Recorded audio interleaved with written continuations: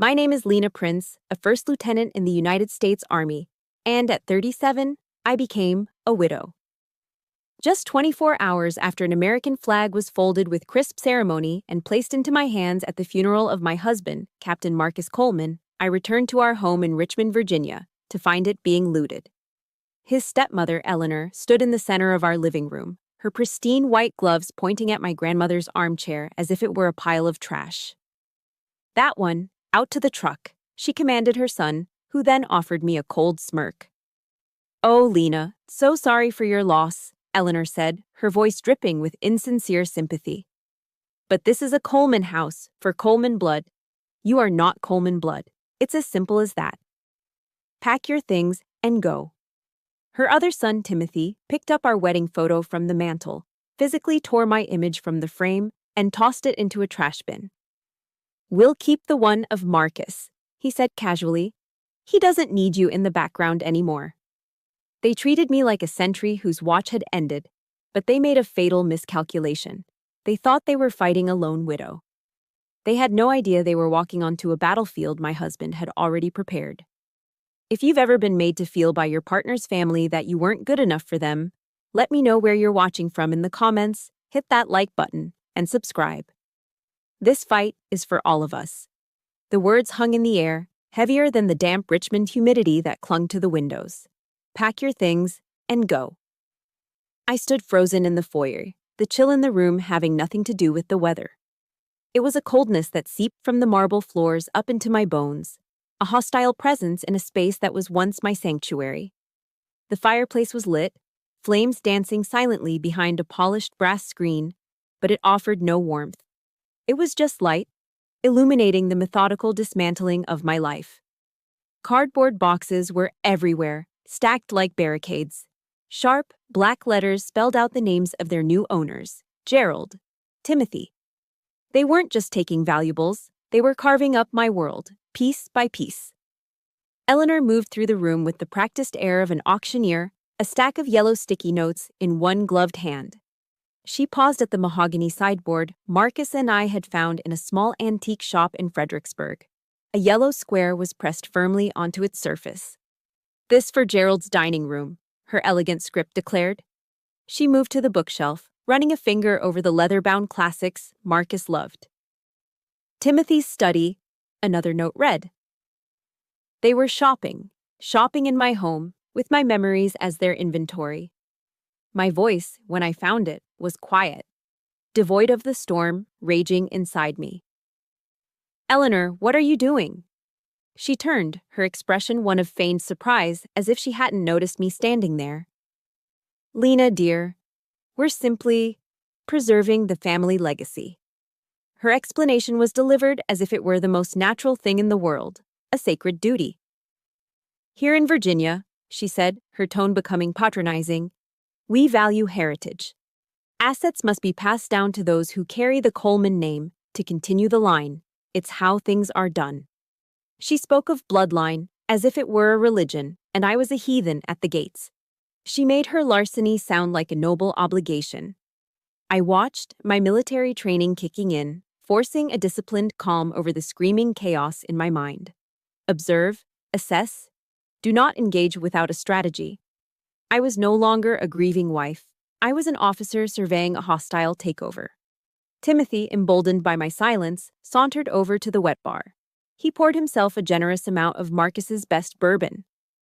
Then, he picked up the one coffee mug I kept there, a simple white ceramic mug with Mrs. Coleman written in delicate blue script.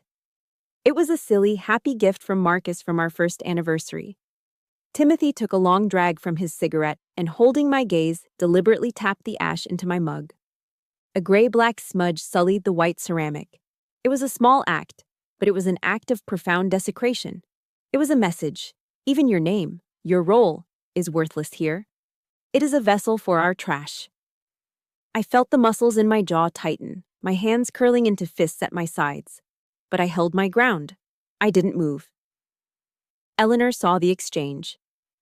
A flicker of satisfaction crossed her face before being replaced by that mask of counterfeit sympathy. She glided towards the hallway that led to our bedroom. Now, about your personal effects, she announced, her voice echoing slightly. She gestured toward my closet. I'll have the staff pack up your clothes. We can donate them. I'm sure someone will have a use for them. They were stripping me bare. Not just of my home, but of my past, my present. 8 years of marriage, of building a life with the man I loved, being erased and designated for charity. They were turning me into a ghost in my own home, and soon, I wouldn't even have that. Gerald placed a firm hand on my arm. It wasn't violent, but it was insistent. A silent order to move. I think it's time you left, Lena, he said, his voice low. They escorted me to the front door, the three of them forming a human wall between me and my life. As I stepped over the threshold, back into the world that no longer contained my husband, I heard the sharp, definitive sound behind me. Click. The sound of a new lock sliding into place. I stood on the porch, the door now a solid barrier of oak and steel. A light drizzle began to fall, the gray Richmond sky weeping the tears I refused to shed. My reflection in the dark wood of the door was a faint, distorted silhouette of a woman in black. A widow, an exile. My first instinct, the human instinct, was to pound on the door, to scream, to demand entry to my own home. But that instinct was quickly suppressed by years of discipline.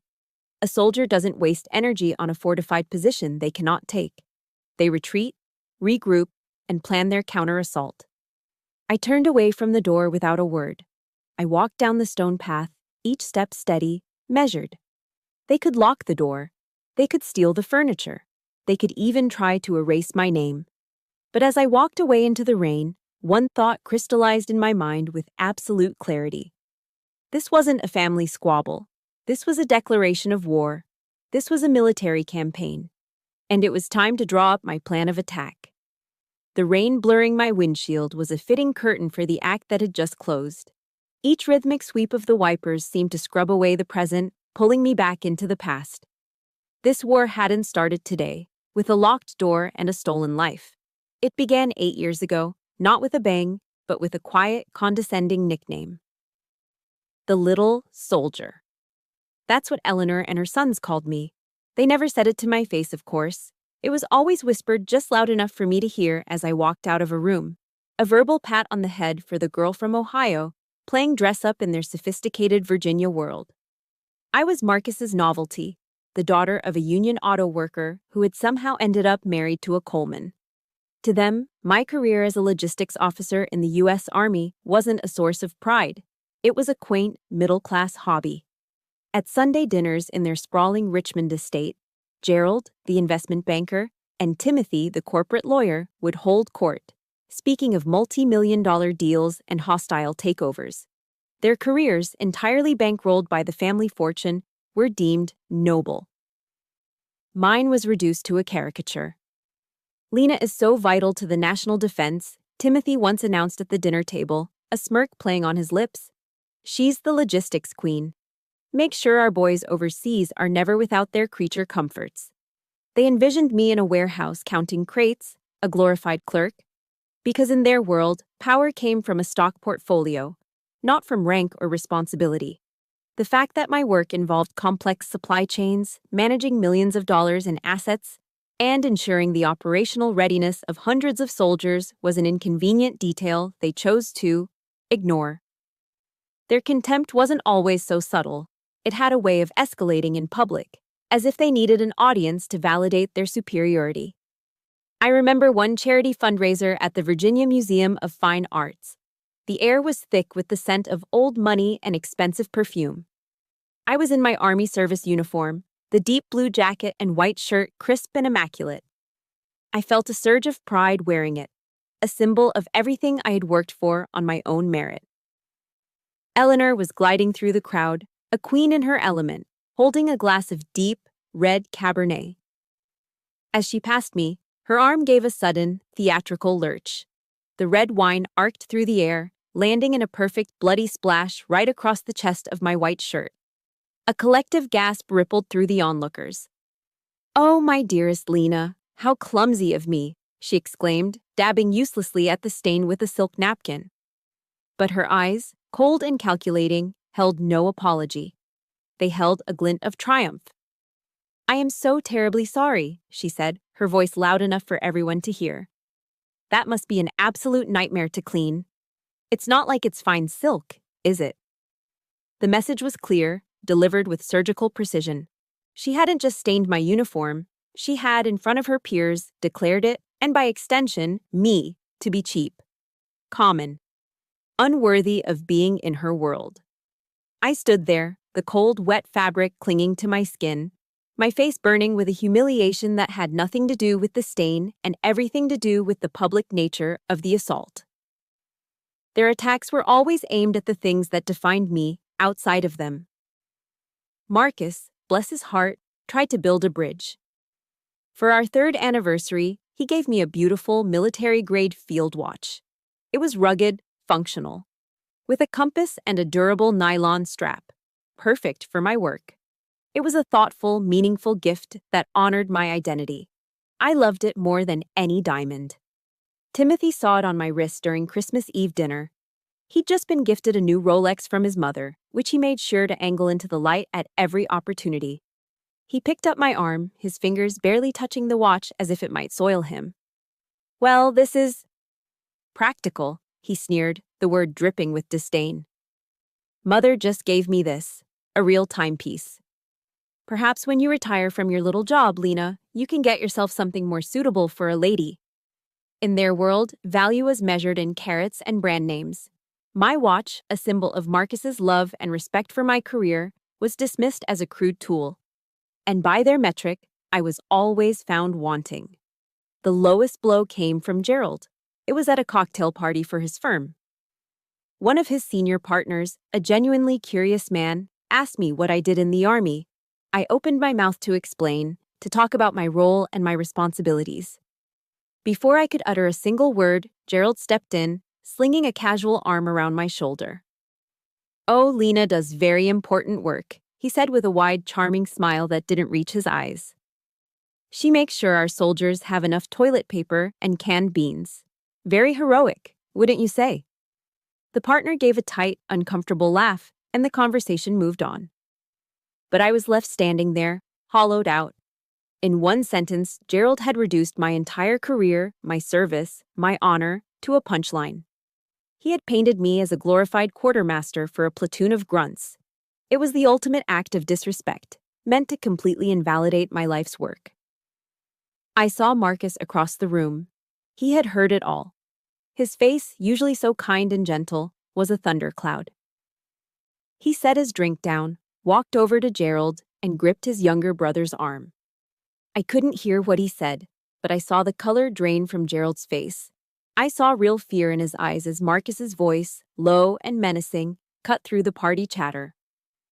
Later that night, as we drove home in silence, the weight of the evening settled between us. I didn't have to say anything. Marcus knew. If you've ever had your own hard-earned achievements dismissed by someone who never worked a day in their life, hit that like button and stand with me. And in the comments, just type the word honor. Let them know it's something money can't buy. He pulled the car over, turned to me, and took my hand. His eyes were filled with a fierce, protective love. "They're jealous of you, Lena," he said, his voice raw with emotion. "They're jealous because you built your own life, while they are just shadows living off a legacy they didn't create. Don't you ever let them make you doubt your worth." He paused, his grip tightening on my hand. "They don't understand honor, but I do. And I'll make sure they can never, ever touch yours." Marcus's last words to me on the subject echoed in the hollow space where my heart used to be. "I'll make sure they can never, ever touch yours. Honor." It was a word the Colemans didn't understand, a currency they didn't value. And in that moment, adrift in the rainy Richmond night, it was the only thing I had left to navigate by. My first thought wasn't of my own family back in Ohio. Calling them would only transmit my pain, turning their love into helpless worry. They wouldn't understand the nuances of this fight, the deep-seated poison of old Virginia money and pedigree. I needed a soldier. I needed someone who understood that some battles are fought not in the dirt, but in the soul. There was only one person to call. I drove through the gates of Fort Lee, The familiar sight of uniformed guards and military discipline a strange comfort in the chaos. I pulled up to a modest, neat-as-a-pin house on the base, the kind reserved for senior officers. The porch light was on, a beacon in the gloom. I didn't even have to knock. The door opened, and there stood Major Sarah Jenkins, my former commanding officer and one of the toughest women I'd ever known. Sarah had served 2 tours in Afghanistan. She had eyes that could see right through you and a demeanor that could stop a charging bull. She took in my disheveled appearance, the funeral clothes I was still wearing, the profound exhaustion etched onto my face. She didn't offer condolences or ask what was wrong. She didn't need to. A soldier knows when another soldier is under fire. Without a word, she stepped aside, pulling me into the warmth of her home. Her movements were efficient, purposeful. She pointed toward the guest bathroom. Clean clothes are on the counter, size 8, should fit. Then she walked to her liquor cabinet, pulled out a bottle of good Kentucky bourbon, and poured 2 fingers' worth into a heavy glass. She set it on the coffee table. "Drink up, Prince," she said, her voice a low rumble. "Then you can give me your report." The next morning, there was no gentle awakening. At 0500 hours, Sarah was shaking my shoulder. "On your feet, Prince. We're going for a run." It was an order, not a suggestion.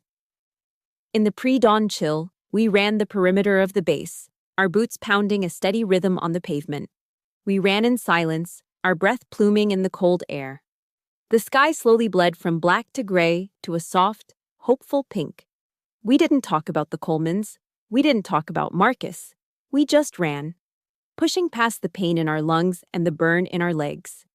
It was a familiar ritual, a way to sweat out the poison, to replace emotional agony with physical exhaustion. It was the soldier's way. After the run, she drove us to the base's firing range. She handed me a pistol, a box of ammunition, and a pair of ear protectors. "You need to get loud," was all she said. The first shot was jarring, a violent explosion that ripped through the morning quiet. Then another, and another. The smell of cordite filled the air, acrid and sharp. I focused on the paper target downrange, on the front sight, on my breathing, on the steady squeeze of the trigger. All the rage, the humiliation, the profound, gut-wrenching grief. I poured it all into each shot.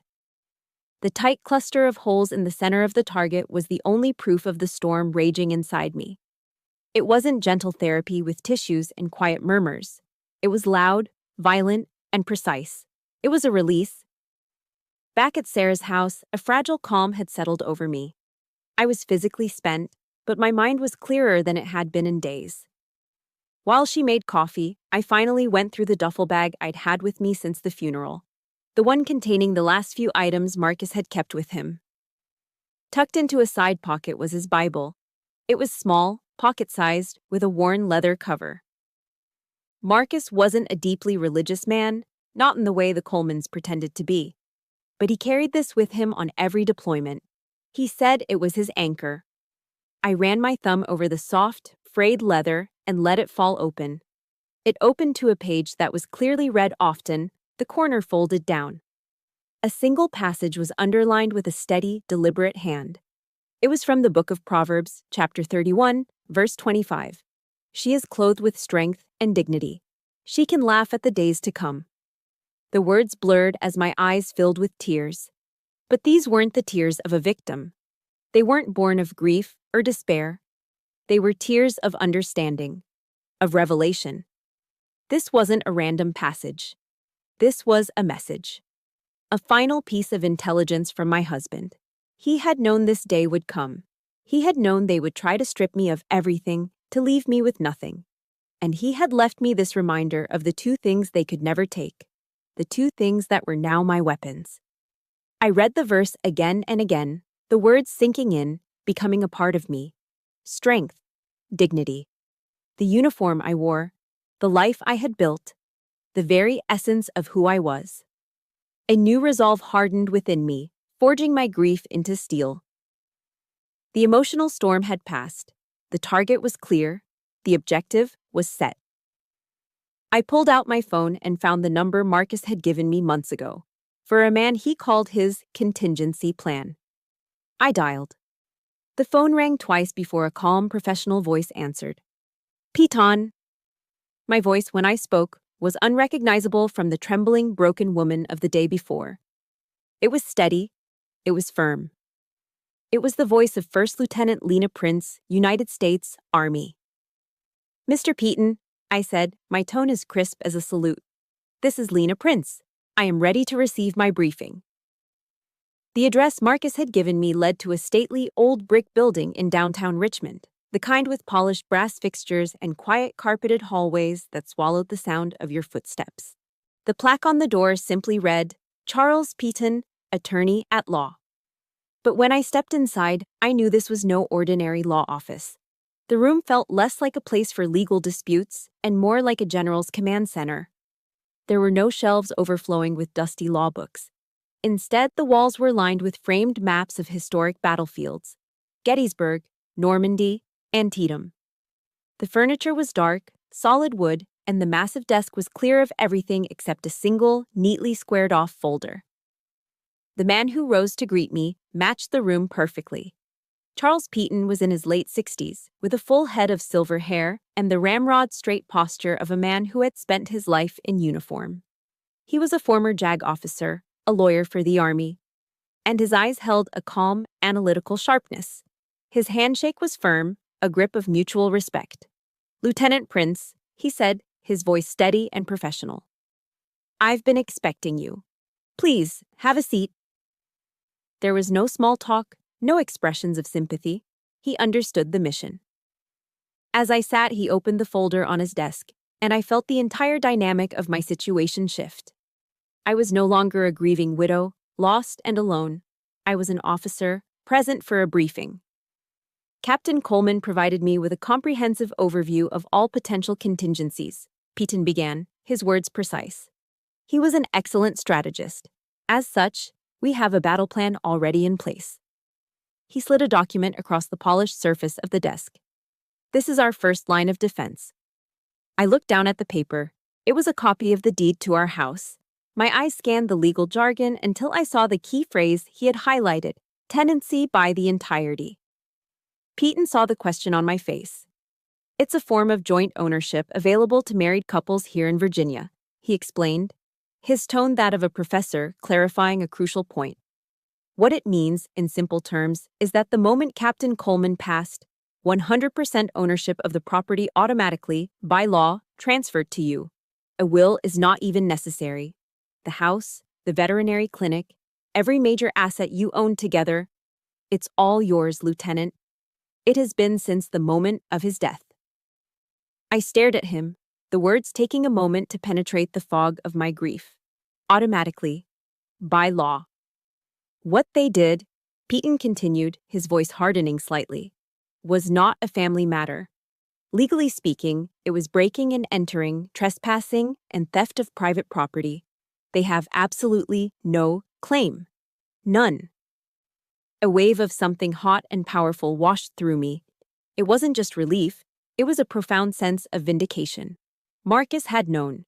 He had anticipated their greed, their arrogance, and he had built a wall around me, a fortification made of law and foresight.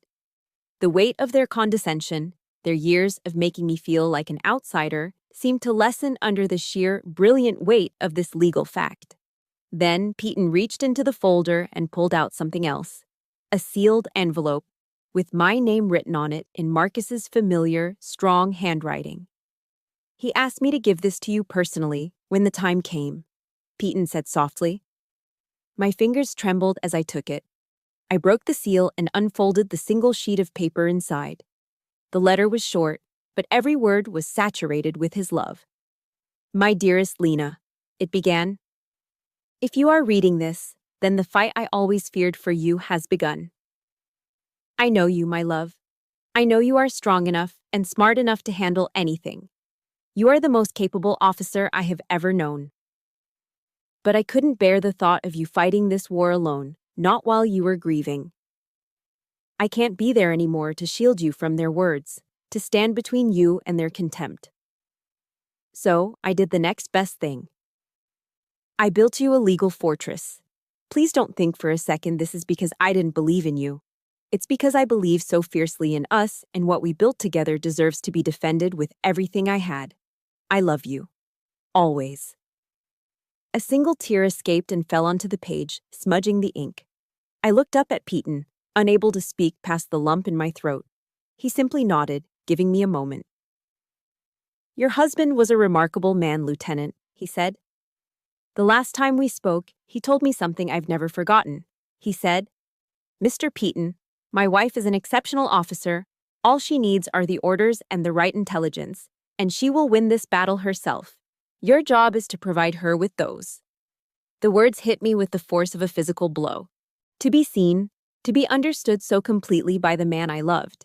It was the ultimate validation, a shield against every insult the Colemans had ever thrown at me. I folded the letter carefully and placed it in my jacket pocket, feeling its warmth against my chest. I sat up straighter.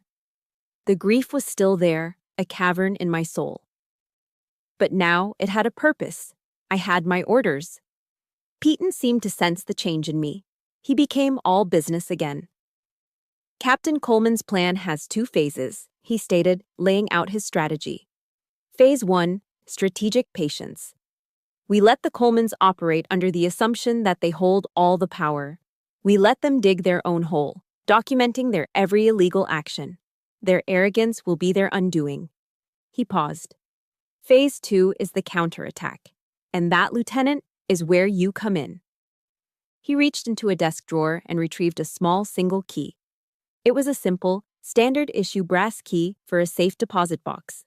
He placed it firmly in my hand. Marcus rented a safe deposit box at a bank downtown, in your name. He referred to the contents as his intelligence file. It contains years of documentation he collected. Your mission now is to retrieve that file, study its contents, and familiarize yourself with the terrain. We will launch our counteroffensive only when we have total information superiority. I closed my fingers around the cold metal of the key. It felt heavier than a simple piece of brass. It felt like a weapon. It felt like the beginning. Peyton stood up, signaling our meeting was over. This is the next step, he said, his eyes meeting mine with a shared understanding. Captain Coleman called it Operation Reconnaissance. The next morning, I walked into the imposing marble lobby of the downtown Richmond Bank, feeling a strange mix of dread and anticipation. This was it. Operation Reconnaissance. The key felt cold and sharp in my palm as I was led by a silent, suited employee into the vault. The air down there was cool and still, smelling of old paper and metal. He used his key, then mine, and pulled out a long, narrow metal box. Sliding it onto a private viewing table, he left, closing the heavy door behind him with a soft, definitive click. I was alone with my husband's secrets. My hands were unsteady as I lifted the lid. Inside, there was no stack of dusty legal papers. There was only a single, handsome leather briefcase. It was the one I'd given Marcus for our 5th anniversary. Seeing it felt like a punch to the gut, a sudden, sharp memory of a happier time. I took a deep breath, lifted it out, and set it on the table. When I clicked the latches open, my breath caught in my throat. This wasn't a collection of documents. This was an intelligence dossier. Marcus, my meticulous, methodical Marcus, had organized his entire emotional life with the precision of a military campaign. There was a series of small black moleskin notebooks, a single silver USB flash drive, and a stack of thick manila folders, each one labeled in his neat, block handwriting. The wine incident, career comments, estate plans, early discussions. It was a map of my own private war, a war I hadn't even fully understood I was fighting until now. With a knot tightening in my stomach, I opened the first notebook. The pages were filled with dated entries. Marcus had recorded every slight, every backhanded compliment, every condescending remark, not with anger, but with the dispassionate clarity of an officer documenting a pattern of hostile activity. He noted the dates, the times, the locations, and the exact phrasing. Reading it was like seeing the last 8 years of my life through his eyes, and realizing he had seen and felt every single cut they'd inflicted on me. I flipped to a folder labeled Prenuptial Agreement. Inside were his notes from a meeting he'd had with Eleanor shortly after we got engaged. She had tried to pressure him into signing an agreement that would have left me with virtually nothing, framing it as a standard procedure to protect the Coleman legacy. Marcus had documented her exact words. "She's a lovely girl, Marcus, but she comes from nothing. You must be practical." He had refused, and the notes detailed the ensuing argument, a battle he had fought for me before our marriage had even begun. Then I saw it. A single folded sheet of paper in a folder simply marked appraisal. It was the printout of an email. My eyes scanned the header. The sender was Eleanor Coleman. The recipient was a high-end real estate agent in Richmond. I read the first line, and the blood in my veins turned to ice. Following up on our conversation, she had written, "I would like to proceed with a quiet, unofficial reappraisal of both the primary residence and the veterinary clinic property for a near-future transfer of ownership." My gaze shot to the date at the top of the page. It was sent 6 months before Marcus was even diagnosed.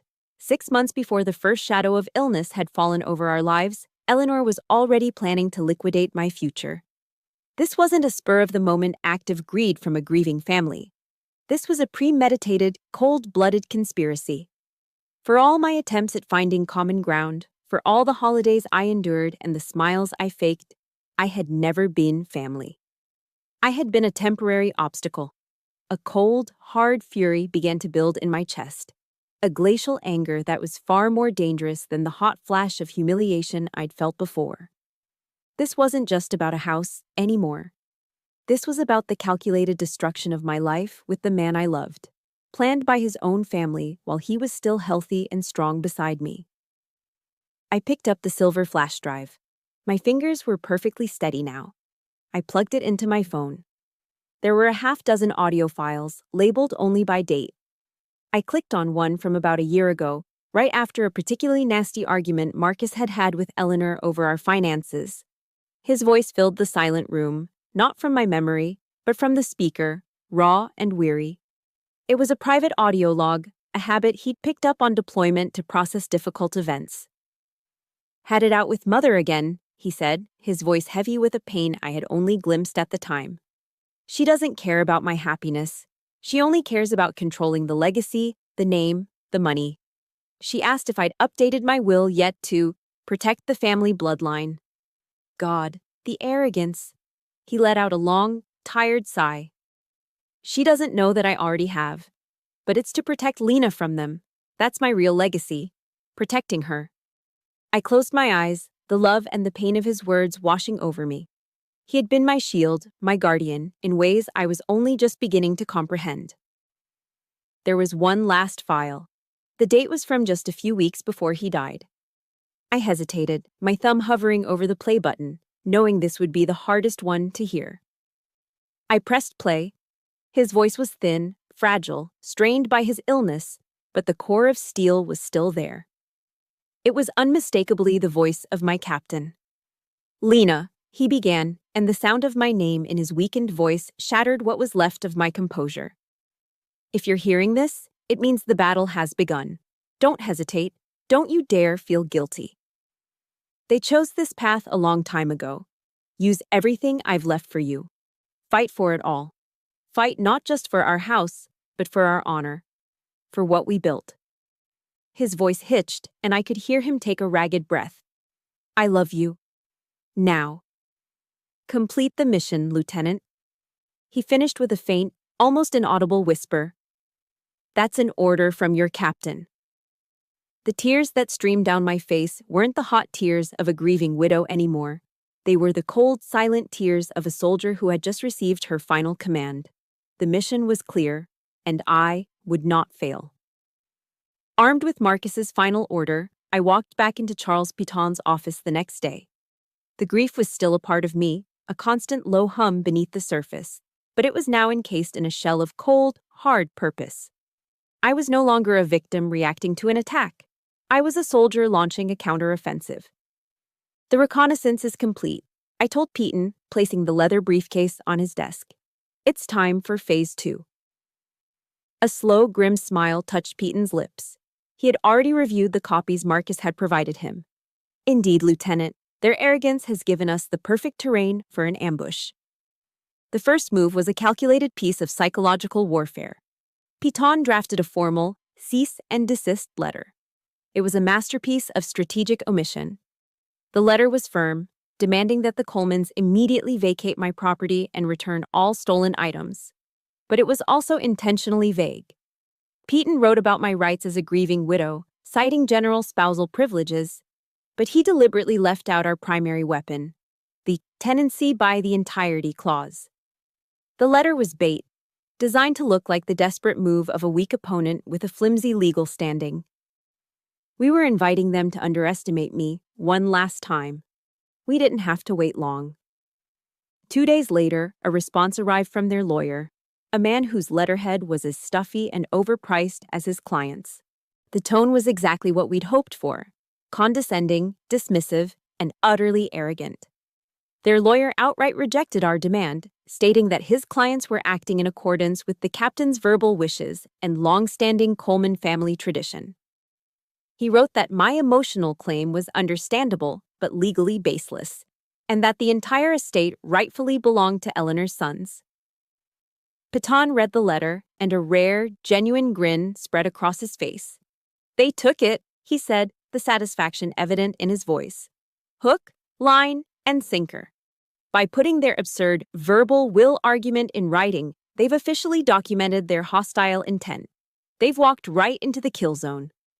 The next step was to spring the trap in person. Piton arranged a formal mediation meeting at his office, a staged attempt at reconciliation. My role was simple, yet it was the hardest acting job of my life. I was to be the broken widow. I wore a simple black dress, no makeup, and kept my hair pulled back. I sat beside Piton, my hands twisting a handkerchief in my lap, my eyes downcast, projecting an aura of defeated grief. The Colemans arrived like a conquering army. Eleanor swept in first, radiating smug triumph. Gerald and Timothy followed, smirking, looking around Piton's office as if they were already calculating its property value. They sat opposite us, a united front of entitlement. "Lena, dear," Eleanor began, her voice dripping with false sympathy, "we're glad you agreed to this. We want to be reasonable. This entire situation is so unpleasant." I didn't respond, just gave a slight, sorrowful nod, as Piton had instructed. She continued, laying out her generous offer. They would provide me with a modest settlement, a sum that was probably less than they spent on landscaping each year. It was, she explained, enough to help me get back on my feet and start a new life, somewhere more suitable. In exchange, I would sign away any and all claims to the house, the clinic, and any other assets. It wasn't a negotiation, it was a decree. They were offering me pocket change to disappear from their lives forever. I remained silent, letting the humiliating offer hang in the air. I could feel their eyes on me, waiting for my grateful, tearful acceptance. Finally, Piton spoke, his voice calm and professional. "Thank you for the offer, Eleanor. However, we must respectfully decline." Eleanor's smile tightened. "Decline? On what grounds?" "My client believes she is entitled to significantly more," Piton said evenly. A harsh, ugly laugh escaped Eleanor's lips. Gerald and Timothy exchanged amused glances. "Entitled to what, exactly?" she scoffed. "The girl has nothing. Marcus knew his duty to his family, to his bloodline." This was the moment. The final move. Piton leaned back in his chair, a faint, almost imperceptible smile playing on his lips. He had already laid the groundwork in a previous call with their lawyer, subtly hinting at a non-existent loophole in the property deeds that had made them even more confident. "Well," he said with a calm finality that silenced the room, "it seems we have reached an impasse." He gathered his papers. "In that case, we will have to settle this at the official reading of the will. My office has scheduled it for this Friday at 10 a.m. We will, of course, require all of you to be present." He had them. He had dictated the time and place of their execution, and they were walking into it willingly, believing it was their coronation. Their faces were flushed with indignation, but also with the thrill of an imminent public victory.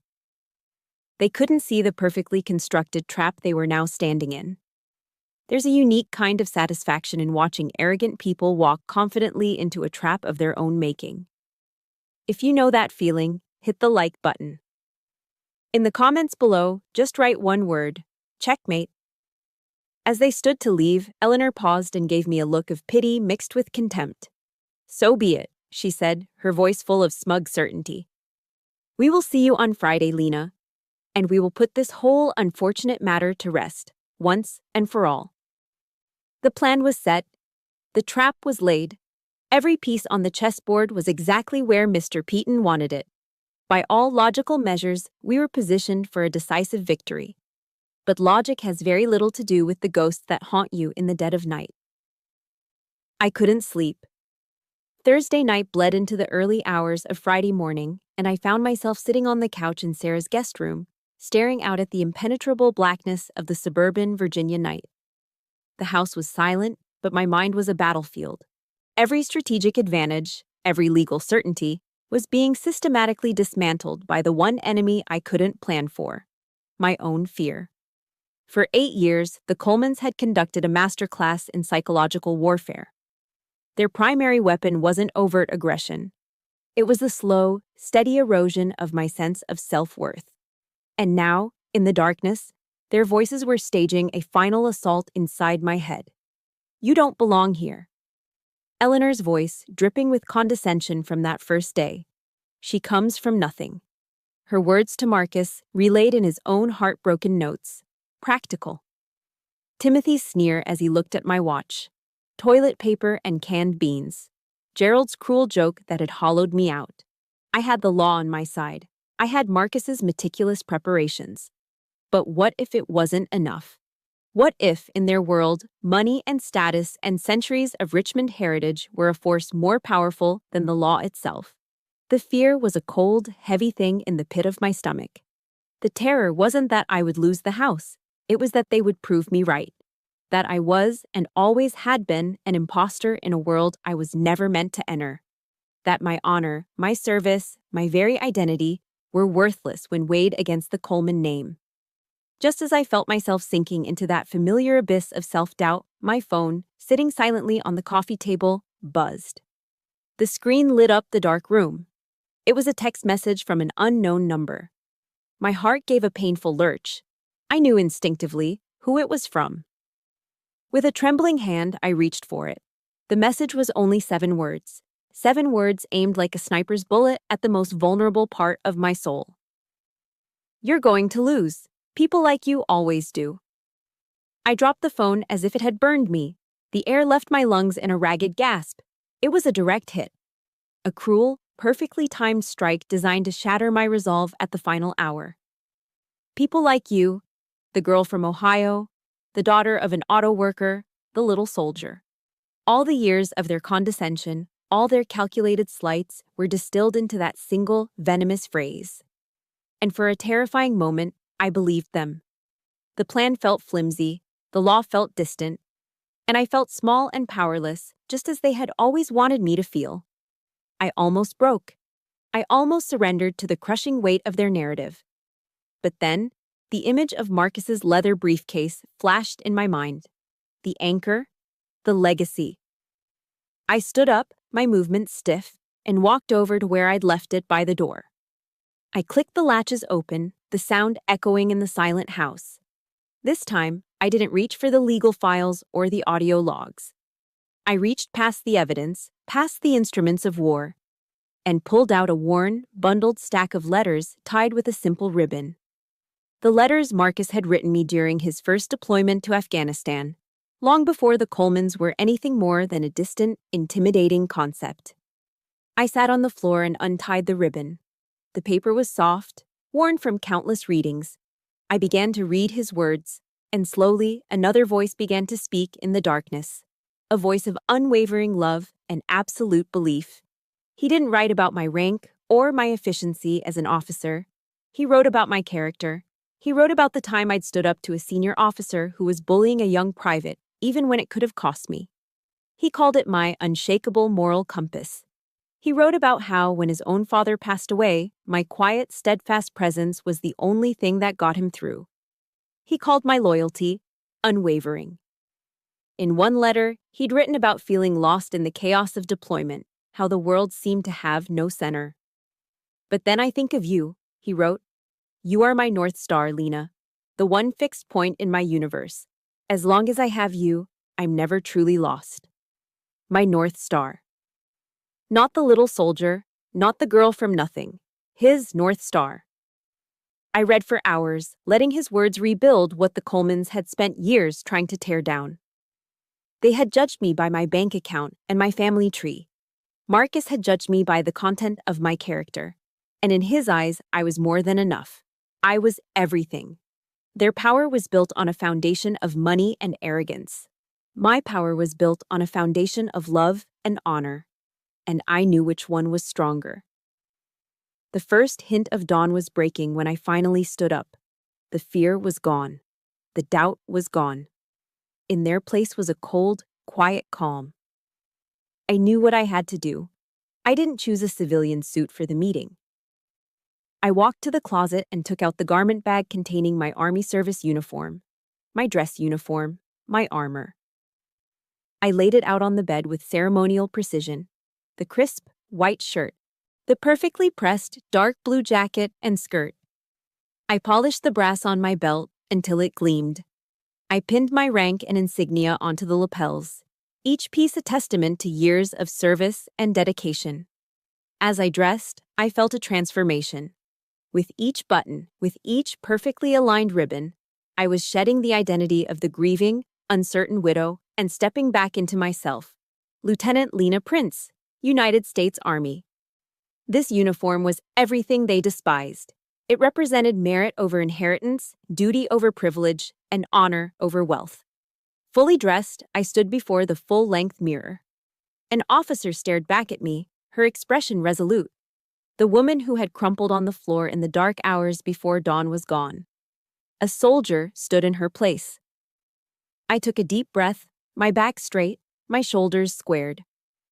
My final orders echoed in my mind, not as a memory, but as a direct command. "Complete the mission, Lieutenant," I whispered to my own reflection. When I walked into the conference room at precisely 10 a.m., the air was already thick with a tension you could cut with a knife. The room itself was designed to intimidate. A long, polished mahogany table, high-backed leather chairs, and a panoramic window overlooking the James River. It was a cathedral of corporate law, and the Colemans, seated on one side with their lawyer, looked perfectly at home. They were dressed in expensive, somber suits, the very picture of a grieving, powerful family. Smug satisfaction radiated from them like heat. Then, they saw me. The smugness flickered, replaced by a momentary flash of confusion, then contempt. I hadn't come as a widow. I had come as a soldier. My Army service uniform was immaculate, the brass on my belt buckle gleaming under the recessed lighting. My posture was straight, my movements economical. I took my seat opposite them, next to Mr. Peaton, and placed my cover squarely on the table in front of me. I didn't meet their gaze. I looked straight ahead, focusing on the man seated at the head of the table. This was Peaton's masterstroke. The man wasn't just a notary. He was Judge Lawrence Miller, retired from the Virginia Circuit Court, a man whose reputation for integrity was legendary in Richmond legal circles. He was a friend of Peaton's from their JAG Corps days, and he had agreed to act as the independent executor of the will. His presence stripped the Colemans of their home field advantage.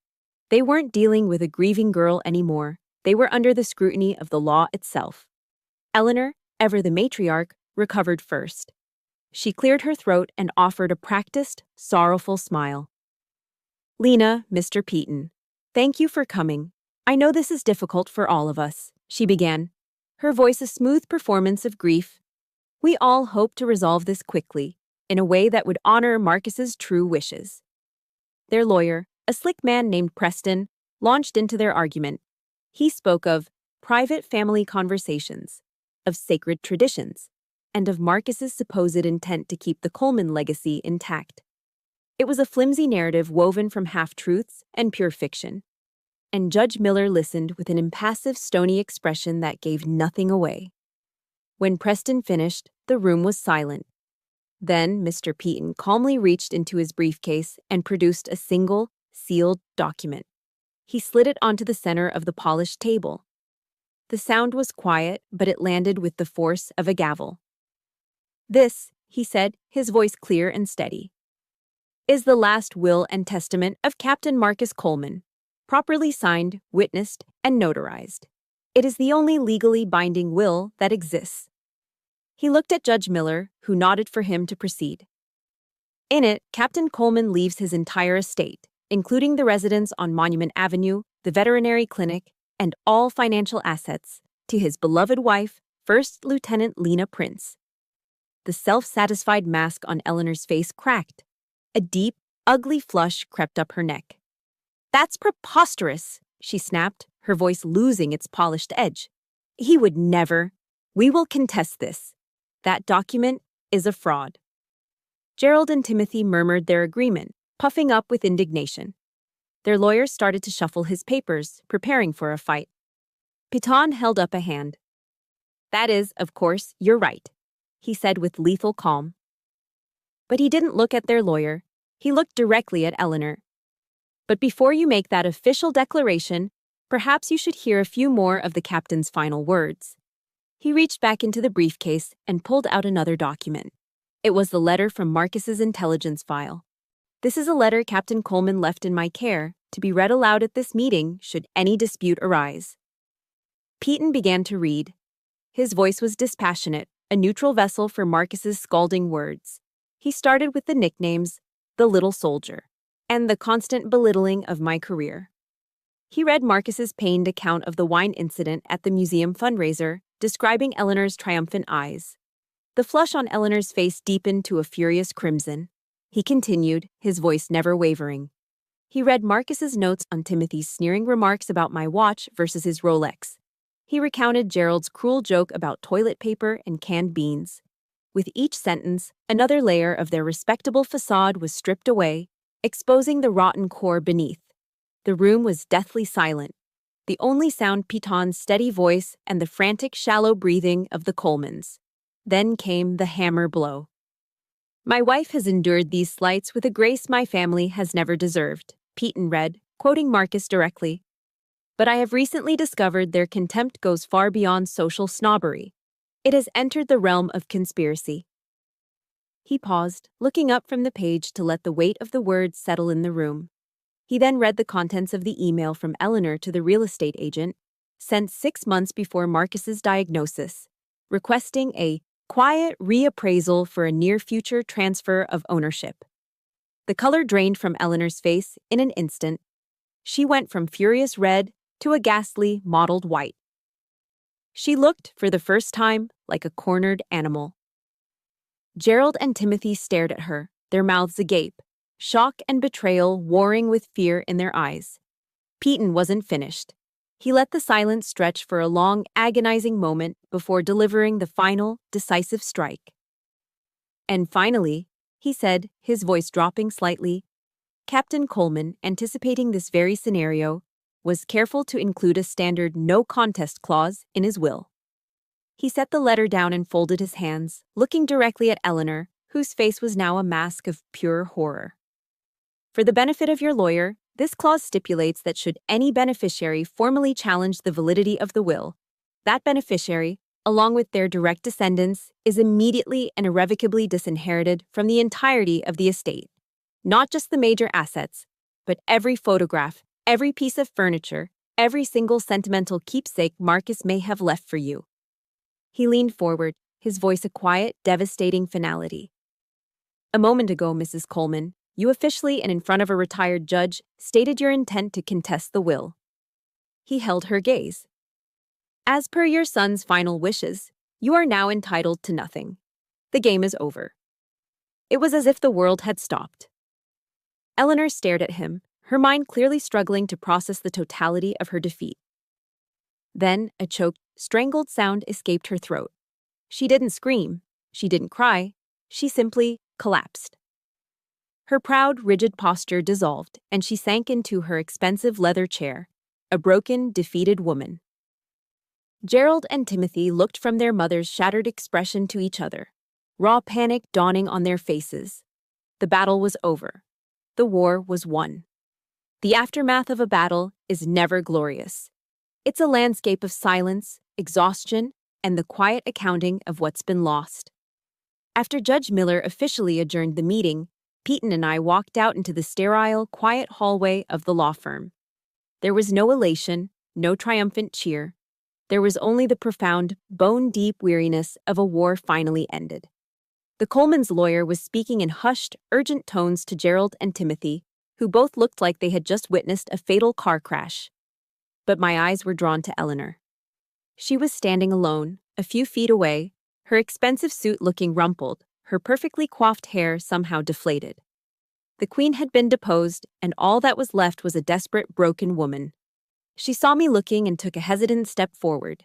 The arrogance was gone, replaced by a raw, pleading desperation that was almost more horrifying to witness. "Lena, please," she began, her voice a reedy whisper I'd never heard before.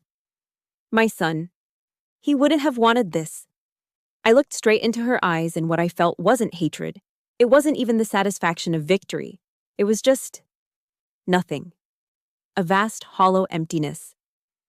The part of me that had once craved her approval, that had flinched from her insults, had been cauterized and cut away. There was nothing left for her to hurt. "There's nothing left to say, Mrs. Coleman," I said, my voice flat, devoid of emotion. I didn't raise it. I didn't accuse. I simply stated a fact. Then I turned my back on her and walked away, leaving her alone in the wreckage she had built.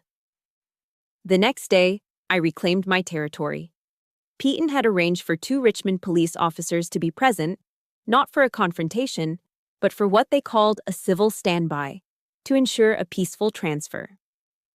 When we arrived at the house, a professional moving truck was already parked at the curb. The front door was opened by a defeated-looking Timothy. The cardboard boxes belonging to him and Gerald were still stacked in the foyer, pathetic monuments to their failed invasion. They didn't speak a word as the movers I'd hired, under my calm direction, began the systematic process of removing every item that belonged to the Colemans. There was no argument, no resistance. The fight had gone out of them. I watched as they took out the ornate chairs Eleanor had coveted, the mahogany desk intended for Timothy's study, the boxes of silverware and china. It all looked so small and tawdry now, the spoils of a petty, soulless war. When the last box was loaded onto the truck, I had a locksmith, who was waiting patiently, change the locks for a second time. As the heavy oak door clicked shut, sealing me inside and them outside for good, I stood in the middle of the nearly empty living room and took the first deep, clean breath I had taken in years. I was home. The silence was a balm, but it was short-lived. That evening, my phone rang. It was Gerald. I almost didn't answer, but some final, weary impulse made me accept the call. His voice was unrecognizable. The sneering arrogance was gone, replaced by a wheedling, sycophantic tone. "Lena." "Lena, it's me, Gerald," he said, as if I might have forgotten. "Listen, I've been thinking. Maybe we all just got off on the wrong foot. Marcus, he would have wanted us all to be a family, to forgive and forget." I listened in silence, my stomach turning. "So," he continued, his voice oozing false sincerity, "I was thinking, maybe you could just talk to your lawyer, just as a gesture of goodwill. That no contest clause, it seems a bit harsh, don't you think?" There were a few things of Marcus's, his watch collection, for example. He always said I could have them one day. And there it was. Not an apology. Not a hint of remorse. Just the same grubbing, grasping greed that had started all of this. He wasn't mourning his brother. He was mourning a collection of expensive timepieces. The exhaustion I felt was suddenly burned away by a cold, clear flame of finality. I cut him off. "Gerald," I said, my voice as quiet and sharp as a shard of ice. "You and your family had 8 years to treat me with a minimum of human decency. You failed." I took a breath. My silence from this point forward is the last kindness I will ever show you. I ended the call before he could respond, and immediately blocked his number. Then, I blocked Timothy's, then Eleanor's. One by one, I erased them from my life as thoroughly as they had tried to erase me from mine. Alone again in the quiet house, I began to walk through the rooms, taking inventory of what remained. In the living room, I saw the trash can where Timothy had tossed our wedding photo. I reached in and pulled out the silver frame. The glass was cracked. I carefully removed the backing and took out the photograph. I wiped the smudge of ash from my face in the picture and set it back in its rightful place on the mantel. And suddenly, the grief for Marcus, the pure, untainted grief, hit me like a physical blow. A wave of sorrow so profound it buckled my knees. The victory, the legal battles, the anger. All of it faded away. And all that was left was the searing pain of his absence. But this time, the grief was different. It wasn't tangled up with bitterness or resentment. The mission was complete. His honor was protected. Now, finally, I could begin the real work of mourning my husband. I stood there for a long time, looking out the window at the garden he had loved so much, the roses he had planted for me just beginning to bud. The house was quiet. The war was over. And in the silence, a new, unfamiliar question began to form in my mind. What comes next? I picked up my phone, but it wasn't my lawyer I was thinking of calling. It was someone else entirely. 6 months later, sunlight, the warm, unapologetic sunlight of a Virginia spring, streamed through the living room windows, painting golden stripes across the hardwood floors. The house was no longer a cold, contested territory. It was a home, filled with the quiet hum of a new life. The silence was punctuated by the happy thump, thump, thump of a tail against a worn leather armchair. That was Major. I'd found him at a local animal shelter a few months back. He was a senior German Shepherd mix, with wise, soulful eyes and a touch of gray around his muzzle. The shelter staff said most people overlooked the older dogs. They wanted puppies. But I knew better. I knew what it felt like to be overlooked, to have your best years behind you and still have so much love to give. I named him Major, a rank just below captain, a quiet nod to the man who would have adored him. He was now the undisputed commander of the backyard and the keeper of my heart. My life had found a new rhythm. I still served as a logistics officer at Fort Lee, but the uniform no longer felt like armor. It was just a part of who I was, not the whole of my defense. I had methodically reclaimed the space in the house, keeping Marcus's most cherished belongings, his worn copy of All Creatures Great and Small, his favorite coffee mug, the silver-framed wedding photo on the mantel, and filled the rest with my own books, my own music, my own quiet peace. The most difficult decision came 2 months ago. I sold the veterinary clinic. Walking through it one last time, touching the cool stainless steel examination tables and looking at the empty kennels, was like saying goodbye to Marcus all over again. It was his dream, his passion project. But I realized his true legacy wasn't in a building. It was in his spirit of healing and service. Holding onto the property felt like clinging to a ghost. Letting it go felt like setting his spirit free. I didn't keep a single dollar from the sale. That phone call I made, the night I reclaimed the house, wasn't to a friend or a family member. It was to Charles Patton, with a new set of orders. Together, we used every penny from the sale of the clinic to establish the Captain Marcus Coleman Scholarship Fund. It was a nonprofit foundation with a single, clear mission: to provide full financial support for military veterans who wanted to pursue a degree in veterinary medicine. It was the perfect fusion of his two greatest loves, his profound compassion for animals and his unwavering loyalty to his fellow soldiers. The Coleman fortune, which they had hoarded and weaponized, was now being transformed, dollar by dollar, into a force for good. This morning, I sat in the garden, a pen and a single sheet of stationery in my hand. The roses Marcus had planted for me were in full, glorious bloom, their scent hanging sweet in the air. Major was lying at my feet, his head resting on my boots. It was time for my final after-action report. "My dearest Marcus," I wrote, "the battle is over. The mission is complete. I held the line, just like you knew I would. But your legacy? Your legacy is just beginning. Every time a wounded animal is healed by a veteran's gentle hands, every time a soldier finds a new purpose after their service, that will be you. You are still here, living and breathing in every act of kindness we send out into the world. I love you. Always. I folded the letter, but I didn't put it in an envelope. I knew he had already received the message. The final scene of this long campaign wasn't fought in a courtroom or a silent house. It took place in a modest auditorium at Virginia Commonwealth University. Today was the ceremony for the first recipients of the Captain Marcus Coleman Scholarship.